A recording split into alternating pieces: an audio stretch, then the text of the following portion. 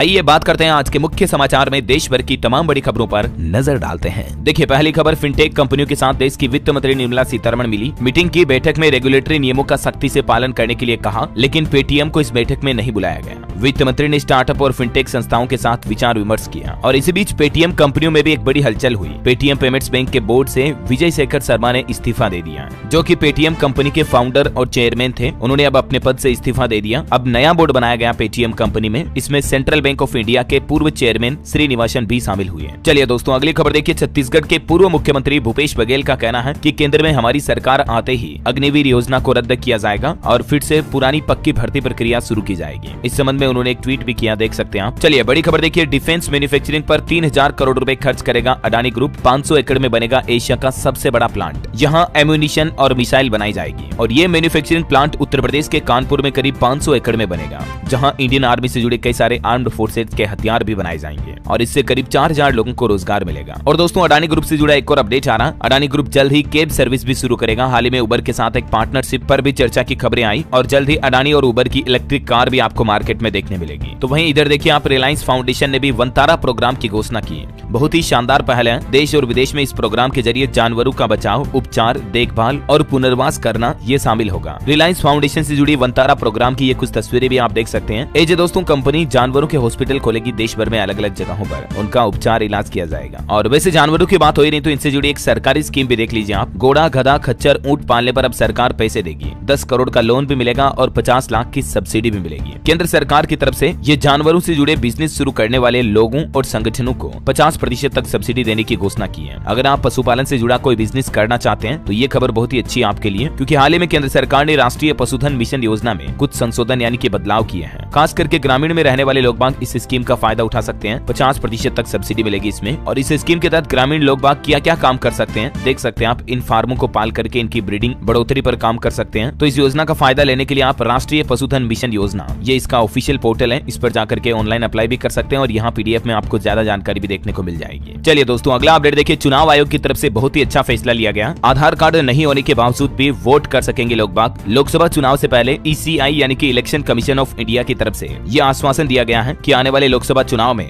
जिन लोगों के पास आधार कार्ड नहीं भी है तो भी उन्हें अपने मताधिकार का प्रयोग करने से नहीं रोका जाएगा। और खबर है दोस्तों, आज प्रधानमंत्री नरेंद्र मोदी केरल, तमिलनाडु और महाराष्ट्र राज्यों का दौरा करेंगे और कल किसानों को पीएम किसान सम्मान निधि योजना की अगली किस्त की सौगात भी देंगे। पीएम मोदी आज और कल मंगलवार, बुधवार को इन 3 राज्यों का दौरा करेंगे और इस दौरान इन राज्यों में करोड़ों रुपए की विभिन्न योजनाओं का उद्घाटन और शिलान्यास भी करेंगे। आज तो केरल दौरे पर जाएंगे। यहाँ प्रधानमंत्री इसरो की 3 तकनीकी सुविधाओं का उद्घाटन करेंगे और गगनयान मिशन की समीक्षा भी करेंगे। साथ ही किसान भाई लोगों के लिए अच्छी खबर है, किसानों के खातों में 2-2 हजार रुपए आने वाले हैं। कल 28 फरवरी को पीएम मोदी किसान सम्मान निधि योजना की 16वीं किस्त ट्रांसफर करेंगे। जिन किसानों ने अभी तक भी ई-केवाईसी नहीं करवाई है वो ई-केवाईसी और सत्यापन जरूर करवा ले। ये कैसे करवा सकते हैं इसकी प्रोसेस भी मैंने आपको ये स्क्रीन पर बता दी है, तो आप देख लीजिएगा ज्यादा जानकारी थोड़ा सा वीडियो को पॉज करके। अच्छा, और वहीं दोस्तों आपको पता होगा राम मंदिर का उद्घाटन हुए लगभग 1 महीने से ज्यादा हो चुका है और इन दिनों में दान कितना आया देखिए आप। मंदिर ट्रस्ट की तरफ से आंकड़े जारी किए गए। 25 किलो तो सोना चांदी भक्तों ने चढ़ावे में चढ़ा दिया प्रभु श्री राम को 1 महीने के अंदर अंदर। और रुपयों की बात करें तो 25 करोड़ रुपए से भी ज्यादा कैश दान आ चुका है। ऑनलाइन का तो कोई हिसाब किताब ही नहीं, इतना ज्यादा डोनेशन आ रहा राम मंदिर के लिए। लिटरली हालात ये है कि एसबीआई के कर्मचारी जो नोट गिन रहे हैं उनको मशीनें और स्टाफ बढ़ाना पड़ा, क्योंकि अभी 1 महीने बाद मंदिर की तिजोरी को खोला गया ना, तो 25 करोड़ से ज्यादा केस तो अभी तक गिना जा चुका है। इस बीते महीने के दौरान दोस्तों लगभग 62 लाख भक्तों ने राम मंदिर के दर्शन किए। प्रतिदिन के हिसाब से देखा जाए तो 80 लाख रुपए से भी ज्यादा का चढ़ावा हर दिन आया, तभी तो 1 महीने में ही 25 करोड़ का दान आ गया। वैसे अगर आप अयोध्या जाते हैं दोस्तों राम मंदिर के दर्शन करने के लिए तो थोड़ा सावधान रहें, क्योंकि अयोध्या में अभी सातिर गैंग सक्रिय हो रही है जो भक्तों की चेन स्नैचिंग या चोरी, लूटपाट जैसी घटनाओं को अंजाम देकर भाग जाते हैं। ऐसे 16 सदस्यों को तो गिरफ्तार कर लिया। थोड़ा सावधान सतर्क रहें, है ना। अच्छा दोस्तों, राम मंदिर से याद आया, ये आर्टिकल देखा आप लोगों ने। इस आर्टिकल के अकॉर्डिंग अयोध्या राम मंदिर की प्रेडिक्शन साल 2017 में ही हो गई थी, जो कि सुप्रीम कोर्ट के फैसले के 2 साल पहले ही कर दी गई थी कि 2024 के जनवरी में राम मंदिर बन जाएगा। मतलब बहुत ही सुपर शॉकिंग चीज है ये। आखिर किसी को 2 साल पहले ये बात कैसे पता चल गई? ये आर्टिकल पढ़ने के बाद दोस्तों मेरे माइंड में भी क्यूरियोसिटी जगी कुछ अपने बारे में भी जानने के लिए, तो मैंने ऐसे ही एक ऐप डाउनलोड की, एस्ट्रोटॉक। अच्छा रुक जाओ, ये ऐप का रिव्यू नहीं कर रहा हूं मैं, कुछ काफी शॉकिंग चीज हुई इसलिए शेयर कर रहा हूं। तो मैंने इस एस्ट्रोटॉक ऐप पर एस्ट्रोलॉजर पल्लवी जी से बात की। तो बात करते वक्त सीधा उन्होंने मुझसे मेरी डेट ऑफ बर्थ और टाइम मांगा, और वो लेते ही सबसे पहले तो उन्होंने मुझे ये कहा कि आप सोशल मीडिया रिलेटेड फील्ड में काम करते हो, लाइक मीडिया या एंटरटेनमेंट फील्ड में। और मैं खुद चौंक गया, क्योंकि वाकई में मैं आपको डीएलएस न्यूज पर न्यूज मीडिया वगैरह बताता रहता हूँ, राइट। लेकिन ये बात एस्ट्रोलॉजर पल्लवी जी को कैसे पता चली? सिर्फ मेरी डेट ऑफ बर्थ और टाइम से। मैं शॉक हो गया काफी कि अभी तक तो इन्होंने मुझे मेरा नाम, नंबर, पिक्चर पिक्चर वगैरह कुछ नहीं ली और ये सब कुछ बता दिया। फिर मैंने उनसे इस साल 2024 के बारे में, मेरे करियर, पैसों की सिचुएशन, घर वालों के बारे में, पार्टनरशिप, रिलेशनशिप, इन सभी में फ्यूचर कैसा रहेगा इस बारे में भी जाना। अच्छा, आप लोग भी अपना डाउट या कोई प्रॉब्लम है तो एस्ट्रोटॉक ऐप डाउनलोड करके जान सकते हैं। लिंक डिस्क्रिप्शन में दिया हुआ, वहां से डाउनलोड करने पर आप अपने पहले एस्ट्रोलॉजर से चैट बिल्कुल फ्री में कर पाएंगे। तो देर किस बात की, link in the description, go download and know your future.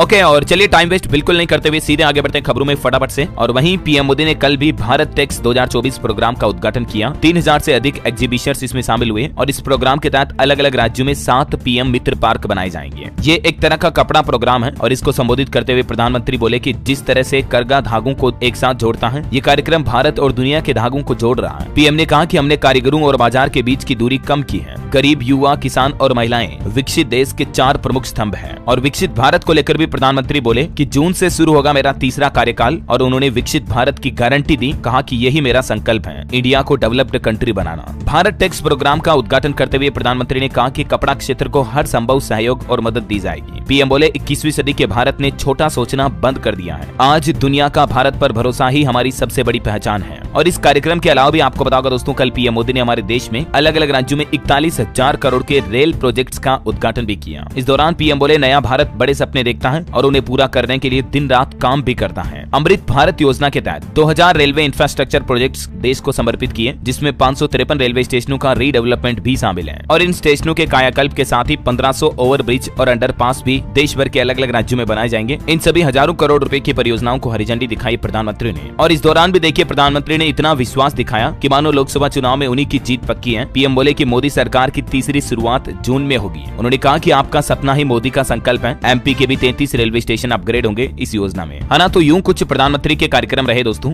और चलिए आगे बढ़ते हैं खबरों में, लेकिन इससे पहले एक श्रद्धांजलि। मशहूर गजल गायक पंकज उदास का लंबी बीमारी के बाद निधन हो गया। पंकज उदास जी अब हमारे बीच नहीं रहे। पैंक्रियाज कैंसर से 72 साल की उम्र में उनका निधन हो गया। 2006 में इन्हें पद्मश्री सम्मान भी मिला था। इनके निधन पर प्रधानमंत्री समेत देश की कई बड़ी दिग्गज हस्तियों ने भी दुख जताया। ईश्वर इनकी आत्मा को शांति दे। ये पीएम मोदी से भी मिले हुए थे। आज इनका अंतिम संस्कार किया जाएगा। और वहीं देखिए दोस्तों, किसान आंदोलन पर बड़ी खबर आ रही है। पंजाब में किसान भाई लोगों ने ट्रैक्टर मार्च निकाला। हरियाणा में दिल्ली से चंडीगढ़ जाने की रोड खोली जा चुकी है। पधेर बोले कि दूसरे संगठन साथ में आ रहे हैं। किसान भाई लोग अभी भी अपना आंदोलन खत्म करने का नाम नहीं ले रहे हैं। किसान आंदोलन के 14वें दिन यानी कल सोमवार को किसानों के समर्थन में संयुक्त किसान मोर्चा एसकेएम ने पूरे देश में ट्रैक्टर मार्च निकाला। पंजाब में किसानों ने नेशनल हाईवे पर ट्रैक्टर ट्रॉलियां भी खड़ी की। और अभी इस 14 दिन के किसान आंदोलन में अब तक 7 लोगों की जान जा चुकी है। हालांकि अभी किसान आंदोलन के दौरान बंद की गई कई सारी बॉर्डर संभव वगैरह खोल दी गई है। और वहीं देखिए रेसलर ग्रेट खली ने मोदी सरकार का समर्थन करते हुए किसान आंदोलन को गलत बताया। वो बोले कि किसान भाई लोग गलतफहमी का शिकार हो रहे हैं। उन्होंने मीडिया को संबोधित करते हुए लोकसभा चुनाव में मोदी सरकार की 405 सीटों की बात भी की। वो बोले कि केंद्र सरकार अच्छा काम कर रही है। वैसे आप क्या कहना चाहेंगे दोस्तों, इस पर कमेंट करके बताइएगा मुझे। और किसान आंदोलन के अलावा देखिए मराठा आंदोलन जो चल रहा महाराष्ट्र में, मराठाओं ने जालना में बस जलाई। महाराष्ट्र के 3 जिलों में इंटरनेट बंद कर दिया गया है। मनोज जरांगे ने 17 दिन से चल रहा अनशन वापस लिया। मराठा आरक्षण के लिए जालना के अंतरवाली सराठी गांव में 10 फरवरी से अनशन पर बैठे मनोज जरांगे पाटिल ने अपना अनशन तोड़ने का ऐलान किया है। हालांकि मराठाओं ने काफी उग्र प्रदर्शन भी किया। और मनोज जरांगे जो कि मराठा आंदोलन के नेता हैं, उनका क्या कहना है इस पर देख सकते हैं आप। चलिए आगे बढ़ते खबरों में। देखिए आप, सेबी ने बड़ी चेतावनी जारी करते हुए कहा कि फर्जी एफपीआई ट्रेडिंग स्कीम से निवेशकों को सावधान रहने की जरूरत है। स्टॉक मार्केट रेगुलेटर सेबी ने निवेशकों को आगाह करते हुए कहा कि खुद को सेबी के साथ रजिस्टर्ड फॉरेन पोर्टफोलियो इन्वेस्टर्स का एम्प्लॉय या एफिलिएट बताते हैं। ऐसी धोखाधड़ी करने वाले और लोगों को ट्रेडिंग से जुड़े अवसर उपलब्ध कराने का वादा करते हैं। रेगुलेटर ने साफ किया कि एफपीआई का इन्वेस्टमेंट रूट कुछ अपवादों को छोड़कर भारत के नागरिकों के लिए उपलब्ध ही नहीं है। इसलिए आप मार्केट में अगर ट्रेडिंग करते हैं, स्टॉक मार्केट में निवेश करते हैं तो सावधान रहें, अलर्ट रहें। सेबी की तरफ से इस संबंध में एक प्रेस रिलीज भी जारी किया गया है। आज दिन आपको बताऊंगा मार्केट में इस तरह के फ्रॉड ठगी की घटनाएं देखने को मिलती है। मैंने आपको हाल ही में खबर बताई थी, शेयर ट्रेडिंग के नाम पर लगभग 1 करोड़ 85 लाख की ठगी की। एआई का इस्तेमाल करके फर्जी ट्रेडिंग अकाउंट बनाया। मध्य प्रदेश के भोपाल में ऐसा पहला केस भी आया था। आजकल एआई भी काफी ज्यादा बढ़ रहा है, तो इन चीजों से बचकर रहे दोस्तों। पुलिस एफआईआर हो गई इस मामले में, अब जांच की जा रही है। बहरहाल अगले बड़ी खबर देखिए आप, टाटा ग्रुप की अपनी इलेक्ट्रिक व्हीकल यूनिट का आईपीओ आने वाला है। 8,000 करोड़ से 16,000 करोड़ जुटाने का प्लान है। अभी ईवी मार्केट में टीपीएमएल की 73% हिस्सेदारी है।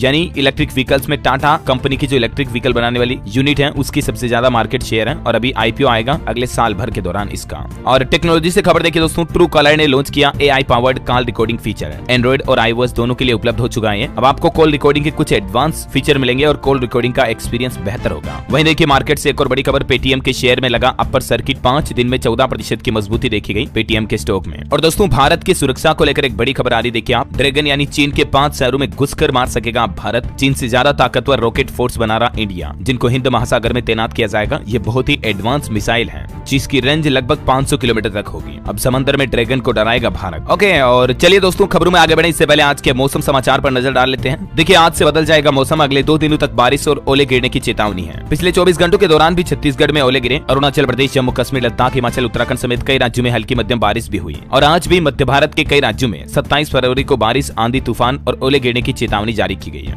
देखिए राजस्थान में अगले 48 घंटों के दौरान कई जगहों पर बारिश की संभावना है। यहाँ तक कि इस बदलते पश्चिमी विक्षोभ का असर मार्च 1-2 तक देखने को मिलेगा। मौसम केंद्र जयपुर की तरफ से किया गया ट्वीट भी आप देख सकते हैं। मध्य प्रदेश भोपाल में भी आज बारिश, ओले गिरने का अलर्ट है। 5 सालों का रिकॉर्ड टूट सकता है बादलों की वजह से दिन का टेम्परेचर लुढ़का। और देखिए बिहार में भी 27-28 फरवरी को पटना में बारिश की संभावना। दक्षिण मध्य बिहार के कई जिलों में हल्की बारिश होगी। झारखंड के कई इलाकों में कल भी काले बादल छाए रहे, पाकुड़ में बारिश हुई। और आज 27 फरवरी के लिए भी कई जिलों में येलो अलर्ट है। स्काई मेड वेदर की रिपोर्ट के मुताबिक अगले 24 घंटों के दौरान मौसम की संभावित गतिविधियां क्या रह सकती हैं। 27, 28, 29 फरवरी तक का मौसम अपडेट आप ये स्क्रीन पर देख सकते हैं। ओके, और चलिए सराफा बाजार पर नजर डालते हैं। देखिए आज के सोने चांदी के भाव कीमतों में तेजी देखी गई। सोना 62,244 रुपए प्रति 10 ग्राम पर पहुंच गया और चांदी भी 70,000 के करीब पहुंची। सोने में 236 रुपए की तेजी देखी गई, जबकि चांदी अभी 71,000 के लगभग आ चुकी है। इस महीने में काफी तगड़ी गिरावट आई चांदी में। ओके, और चलिए अभी तो कुछ और महत्वपूर्ण और काम की खबरें देखेंगे दोस्तों, लेकिन वीडियो में आगे बढ़े इससे पहले आपसे एक छोटी सी गुजारिश है। अगर आपने DLS न्यूज चैनल को अभी तक भी सब्सक्राइब नहीं कर रखा ना, तो सब्सक्राइब करके बेल आइकन दबा दो। और इस वीडियो पर आपका दिल करे, मन करे तो एक छोटा सा प्यार भरा लाइक कर दिया करो यार, कंजूसी मत किया करो। रोज रोज आपको बोलना पड़ता, करते ही नहीं हो आप। ओके, तो लाइक कर दो, शेयर कर दो, कमेंट कर दो और चैनल को सब्सक्राइब कर दो। चलिए टाइम वेस्ट बिल्कुल भी नहीं करेंगे, मैं आपका एक सेकंड भी बर्बाद नहीं करना चाहता हूँ। सीधे आगे बढ़ते खबरों में देखिए आप। उत्तर प्रदेश के वाराणसी ज्ञानव्यापी व्यास तहखाने में हिंदुओं के लिए पूजा पर रोक नहीं लगेगी। इलाहाबाद हाईकोर्ट ने मुस्लिम पक्ष की आपत्ति वाली याचिका को खारिज कर दिया। 31 जनवरी को पूजा शुरू हुई थी, आपको पता होगा यहाँ, और हिंदुओं के पक्ष में एक और ये फैसला आया है। ओके, बड़ी खबर देखिए, पीली मटर के आयात पर सरकार का बड़ा फैसला, तत्काल प्रभाव से ये फैसला लागू होगा। और इस फैसले में वाणिज्य मंत्रालय का कहना है कि आयात निगरानी प्रणाली के तहत रजिस्ट्रेशन के बाद ही पीली मटर के आयात की तत्काल प्रभाव से मंजूरी मिलेगी। ये मंजूरी उन खेपों के लिए है जिन्हें 30 अप्रैल या उससे पहले जहाज पर लदान से जुड़े बिल जारी किए गए हैं। दालों की कीमतों को नियंत्रित करने के लिए ही सरकार ने यह आदेश जारी किया है। और वहीं देखिए बड़ी खबर, एलन मस्क ने माइक्रोसॉफ्ट अकाउंट को प्राइवेसी के लिए खतरा और चिंताजनक बताते हुए बोले कि अकाउंट बनाने का मतलब आपके कंप्यूटर का एक्सेस उसके AI को देना है। मोबाइल फोन लॉन्चिंग पर अपडेट देखिए, Vivo V30 स्मार्टफोन सीरीज 7 मार्च को लॉन्च होगी। इसमें 5000 mAh बैटरी और 50 मेगापिक्सल का ट्रिपल कैमरा मिलेगा। अनुमानित कीमत इसकी 30-32 हजार रुपए तक रह सकती है। और वहीं देखिए दोस्तों, एक बड़ी शर्मनाक वीडियो सोशल मीडिया पर वायरल हो रहा। बेंगलुरु मेट्रो के स्टेशन पर देखिए अधिकारियों ने एक बुजुर्ग के साथ कैसा दुर्व्यवहार किया। सिर्फ गंदे कपड़े होने के चलते उस बुजुर्ग को, किसान को मेट्रो में जाने से रोका। लोगों ने पूछा कि क्या ड्रेस कोड है क्या मेट्रो में। हालांकि बेंगलुरु मेट्रो अथॉरिटी ने उस अफसर को टर्मिनेट कर दिया जिसने ये रोक-टोक की थी, लेकिन कपड़ों के हिसाब से कभी किसी के साथ भेदभाव नहीं करना चाहिए, राइट। वो एसी में बैठ कर घूमने वाले अफसर लोग भला क्या जाने की किसानों की जिंदगी कैसी होती है। चलिए अगली खबर है, मणिपुर राज्य में 2 गाँव से भारी मात्रा में हथियार बरामद हुए। मणिपुर के मुख्यमंत्री बोले कि राज्य में शांति की पहल शुरू है, जनता को घबराने की जरूरत नहीं है। और एक अच्छी खबर है, जम्मू कश्मीर कटरा माता वैष्णो देवी रेलवे स्टेशन का भी 40 करोड़ रुपए से पुनर्विकास किया जाएगा। पीएम मोदी ने आधारशिला रखी। पंजाब राज्य में भूकंप के झटके महसूस किए गए, 3.8 तीव्रता रही। भूकंप का केंद्र तरन तारण में था, लेकिन गनीमत रही कि जान माल का नुकसान नहीं हुआ। चलिए अगली बड़ी अच्छी खबर देखिए, अब गाँव में मिलेगी सस्ती दवाइयाँ। उत्तर प्रदेश के मिर्जापुर के सहकारी समितियों में भी खुलेंगे जन औषधि केंद्र, क्योंकि गाँव में सहकारी समितियां पहले से ही खुली हुई है और यहीं पर सरकार डायरेक्टली जन औषधि केंद्र खोलने का प्लान कर रही है, ताकि वहां से किसान भाई लोग समिति से खाद, बीज, कीटनाशक दवाओं के साथ ही अपने परिवार के लिए इलाज और दवाइयां, मेडिसिन भी प्राप्त कर पाएंगे। और इससे ग्रामीणों को बाजार से 50 से 90% तक सस्ती दवाइयां मिल पाएंगी। ये वाकई में उत्तर प्रदेश की योगी सरकार की बहुत ही अच्छी पहल है। ये पहल धीरे धीरे पूरे प्रदेश के सभी जिलों में शुरू की जाएगी और मैं तो कहता हूँ देश भर के सभी राज्यों में ये पहल होनी चाहिए। वैसे मुख्यमंत्री योगी आदित्यनाथ के निर्देश के बाद देखिए LDA ने भी एक बड़ा फैसला लिया है। अब गाँव में अवैध प्लॉटिंग बंद होगी। LDA यानी कि लखनऊ इंडस्ट्रियल डेवलपमेंट एरिया की तरफ से अब 45 गाँव भी LDA में शामिल हो जाएंगे और अवैध प्लॉटिंग को बंद किया जाएगा। जिला पंचायत की मनमानी पर भी रोक लगेगी। चलिए बड़ी खबर देखिए, छत्तीसगढ़ सरकार का बड़ा फैसला, अब साल में 2 बार होगी 10वीं 12वीं की बोर्ड परीक्षाएं और इस संबंध में आदेश भी जारी हो चुका है। अगले सत्र से ही बोर्ड परीक्षाओं को लेकर ये नया सिस्टम शुरू होगा। नीट स्टूडेंट के लिए भी एक बड़ा अपडेट आ रहा। NTA ने बदल दिए टाई ब्रेकिंग के नियम। रजिस्ट्रेशन अभी चल रहा है और ये टाई ब्रेकिंग का नियम क्या है, इसकी ज्यादा इन्फॉर्मेशन भी आप स्क्रीन पर देख सकते हैं। ओके चलिए अगला अपडेट है, अब हिंदी में प्रबंधन का ककहरा सिखाएगा IIM इंदौर।